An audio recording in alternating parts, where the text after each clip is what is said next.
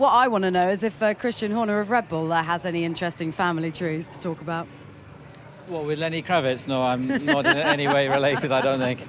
How's today been for you? Today has been an interesting day. I think the weather's played a big part in it. It was frustrating to have those showers come in and lose track time, but we got some good running at the end of the day, and now the engineers and drivers are poring over the data, trying to come up with the right setups for tomorrow. This is the first time that viewers at home are going to be able to see what happens on a Friday night over the course of a race weekend. How long are these boys going to be working into the night? Well, they're going to be working, I think the cut-off is at 3 a.m. and now is one of the busiest times of the weekend, as you can see behind you.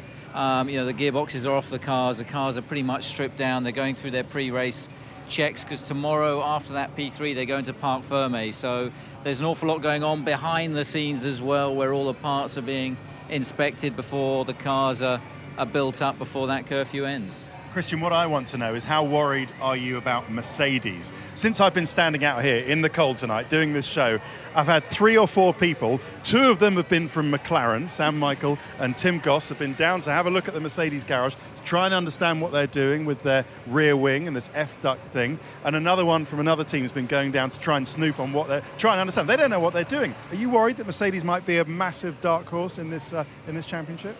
I've got no idea. I mean, they've got some very capable... You do have an idea. Honestly, you have a lot of engineers telling you what they're doing. Honestly, I think until everybody, as Sebastian put it, pulls their trousers down tomorrow afternoon, we're not going to know. And I think that they look like they've made a good step. I think Lotus look like they've made a good step. McLaren look in great shape. Hopefully we can be competitive too. But I think only really tomorrow afternoon. I mean, that'll be the first time that we've taken the fuel out of our car, this winter, that we'll see where we are. Oh, really? So you haven't done a low fuel run yet? Okay, interesting. Melbourne is, of course, a street circuit, so how good an indication is it of where you're all at as far as you're concerned, where teams are?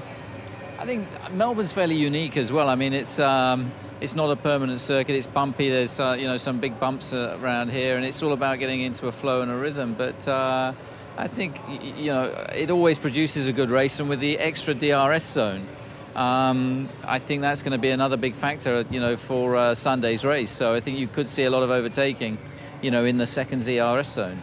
Now, what we have done for this F1 show, and over the course of the season we'll be seeing lots more of this, is we've introduced what's called the F1 Buzzgame. Christian had a go at it a little earlier in the week. We'll tell you how he got on, but its life started out on a beach, and with one of your drivers, Mark Webber. This is how he got on. When to start? We'll clock it. This is hugely competitive about this. I don't know where that's coming into Priory and Brooklands and Luffield at Silverstone. Around Copse into Beckett's. He hasn't touched anything yet. Concentration, obviously. Look at the focus. Intact. Coming down into Stowe, down into the Vale, into Club, and the finish. 29.92. Oh, here we go. Here we go. This was you, lot Christian. quicker than that, as you see. Contrasting fortunes. Absolutely. So past the pits. Look at that. One hand in his pocket, indeed. Yeah, round Luffield. There you go. I haven't even set the buzzer off yet. The light didn't go off. Yeah, we haven't actually told people back at home. In fact, I'm going to do it now, that you did actually pull the plug on that straight Well, after you've done that. it wasn't in the sporting regs that you couldn't pull the plug out. So, So look, this is what we're looking at right now. Not even a time penalty. I mean, that's just, I think I should protest that personally. You set the mark high there for team principals. Mind you, at least you didn't beat your driver. That's got to be something, hey? Well, exactly. It'd be rude of me to do that, especially with the concentration that Mark had, going into that game. So. I think that could be quite a competitive feature, though, over the course of the season. Absolutely. I think, now that you've got the time up there, I think Sebastian for sure will be keen to give it a go, and you have to run a bit of a league table. Yeah, well, that's exactly what we're trying to do. So Sebastian, we'll give him a go in Malaysia, maybe. Do you expect him to go to the top of it?